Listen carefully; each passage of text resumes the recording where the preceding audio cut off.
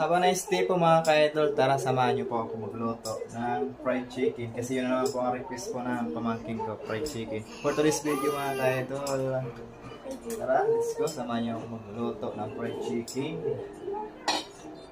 Bali, maglalagay po muna tayo ng mantika. Para initin po muna natin. Yan.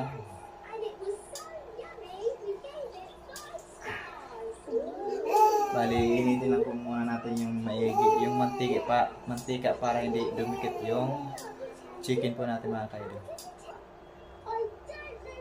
Siyempre, i-ready na po natin mga kaidol. Lalagyan natin ng crispy fry yung ano natin, yung chicken. Para ilalagay na lang po natin doon sa kawali yung chicken. Ayan na nga po mga ka-idol, naka-ready na. Bali, mainit na rin po yung mantika. Ilalagay na po natin yung chicken.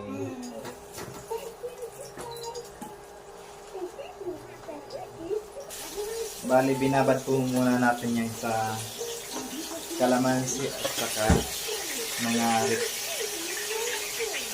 ricado mga ka-idol para mas malasa po yung fried chicken po natin.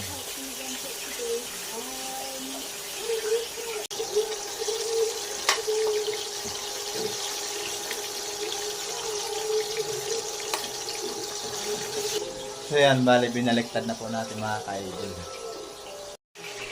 So yan nga mga ka-idol, habang mag-prito po tayo naman po ay maghugas po ng pinggan.